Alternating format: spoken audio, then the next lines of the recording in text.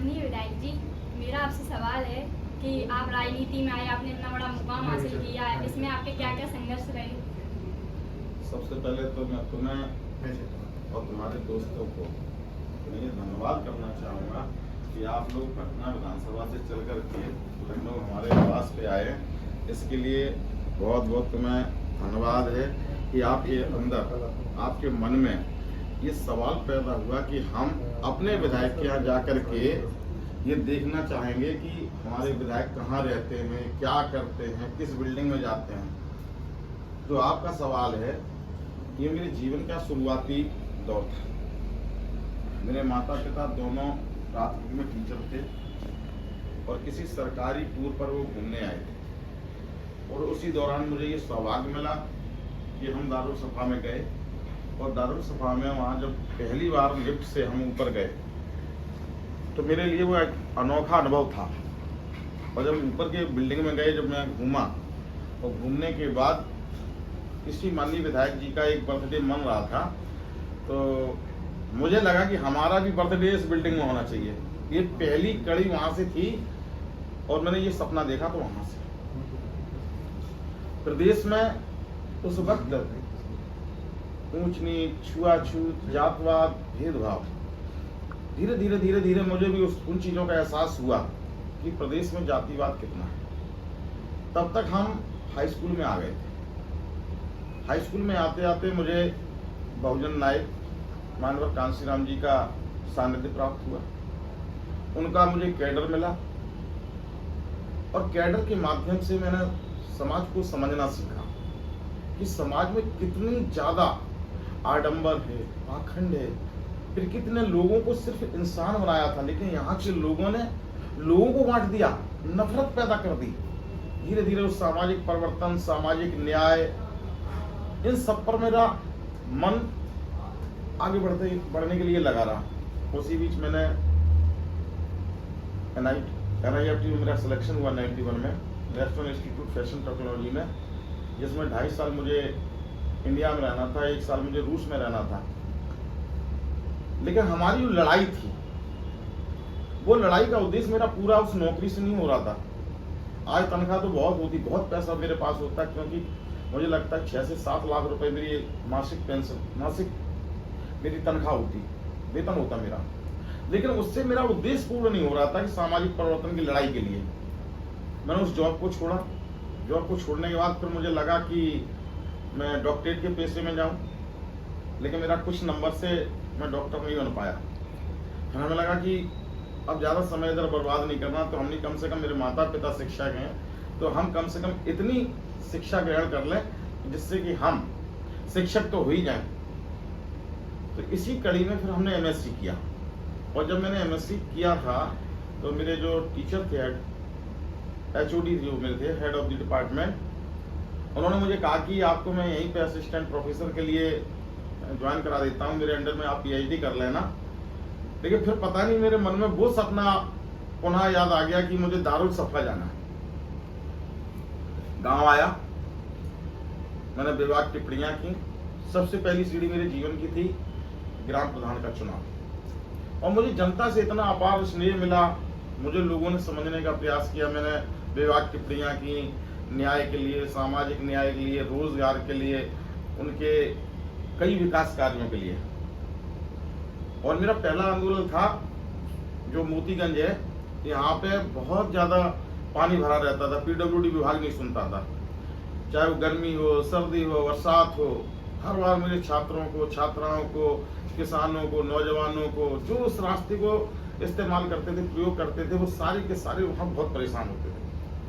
पहले मैंने SDM को उसमें एक ज्ञापन दिया, समय मांगा, समय निकल गया, कोई जन सुनवाई नहीं हुई।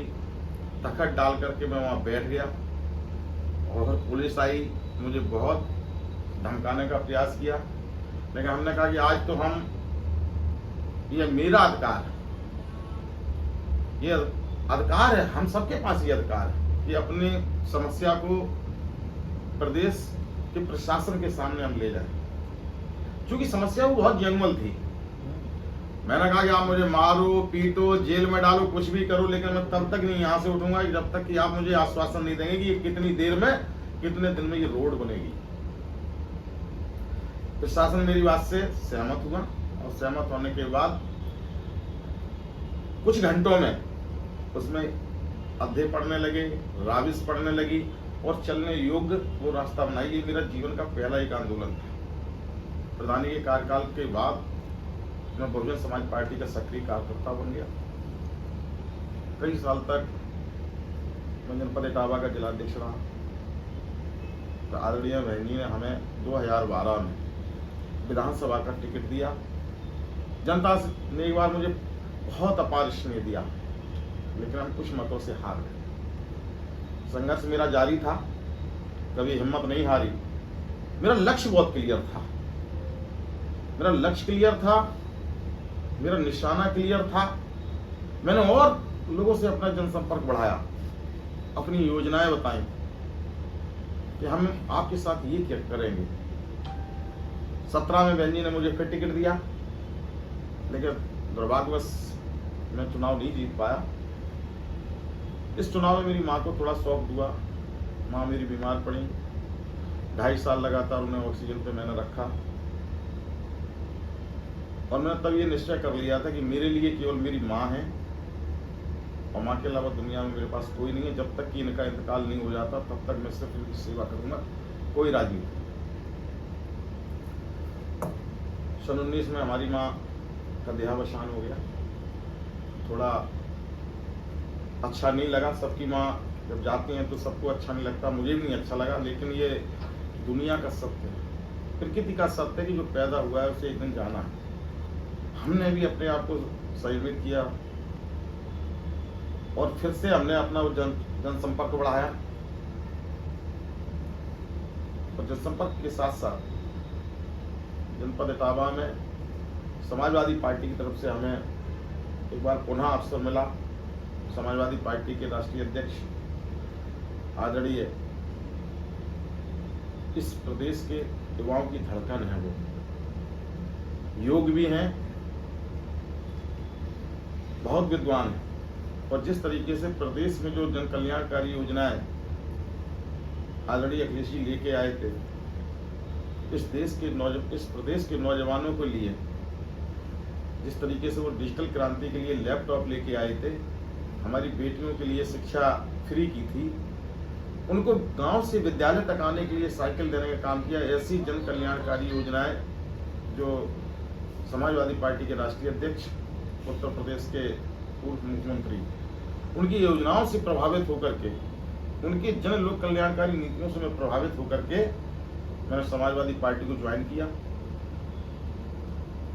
14 नवंबर 2020 को मैंने समाजवादी पार्टी ज्वाइन की और राष्ट्रीय अध्यक्ष जी के आशीर्वाद, राष्ट्रीय अध्यक्ष जी के प्यार से राष्ट्रीय अध्यक्ष जी ने मुझे इस लायक समझा कि मुझे फरतना से समाजवादी पार्टी का प्रत्याशी बनाया और हमारे समाजवादी पार्टी के कार्यकर्ताओं ने, नेताओं ने, सबने मिलकर के मुझे इतना आशीर्वाद दिया कि मैं तीसरी बार आपके बीच में विधायक जैसी प्रदेश की सबसे बड़ी पंचायत में अपने क्षेत्र का प्रतिनिधित्व कर रहा हूँ।